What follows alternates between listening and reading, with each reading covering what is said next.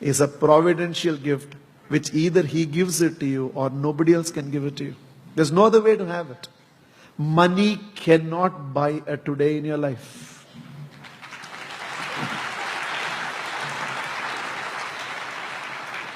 A man who all his life saved his money, and right now he was having 50 crores of saving with him, decided, now I'm going to enjoy my life. And the day he decided, now I'm going to enjoy my life and use this 50 crores, somebody was standing in front of him. He asked, who are you? You've come without my permission. And he said, my name is Death. I only show up to people to whom I have come. He said, this is not fair. When are you planning to take me? He said, right now.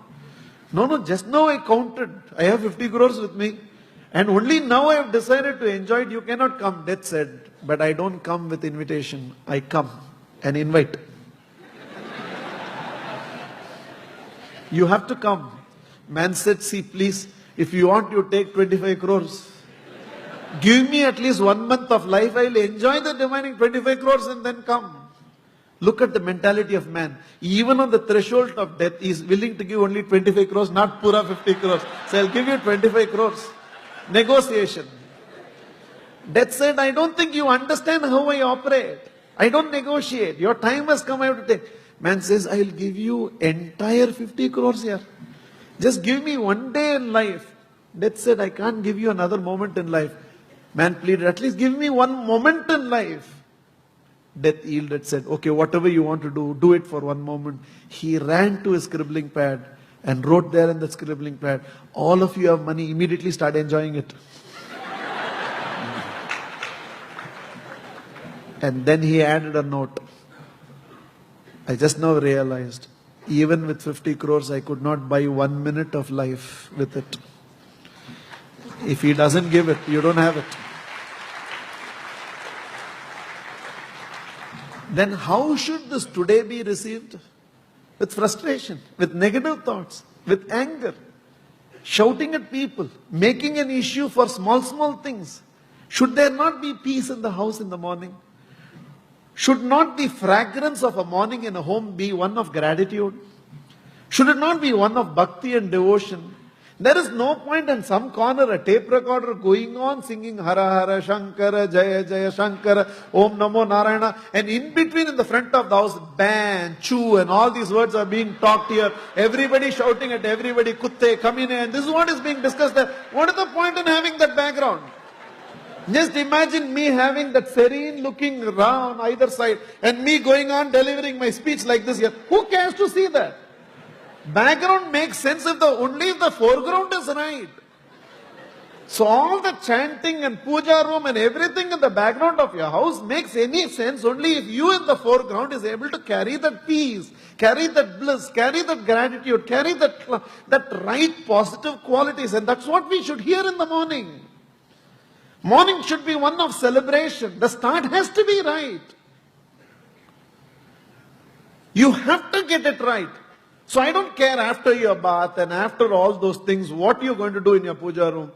The moment you have conquered the gap between waking up and getting up, which is the first psychological victory to begin the day, so that you shape the right attitudes in life. And trust me, in less than a year's time, by conquering the gap between waking up and getting up, the disease of procrastination will be out of your life. Out of your life. Then it's no more a Kabir's Doha. What you have to do tomorrow, do it today, and what you have to do today, do it now. Now it's only a Doha. It will be a living reality through you.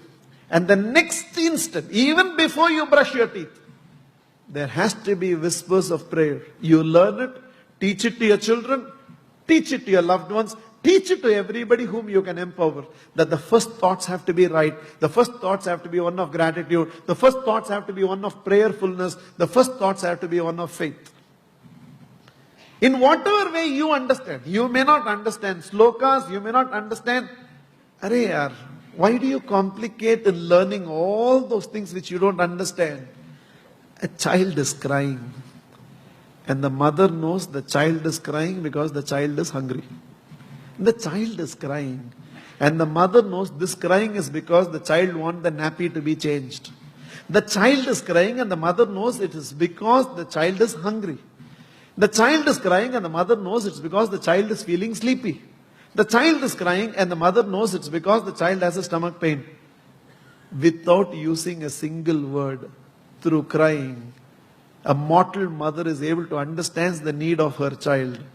Do you think that eternal Father will need all sophisticated words in our communication for him to understand us?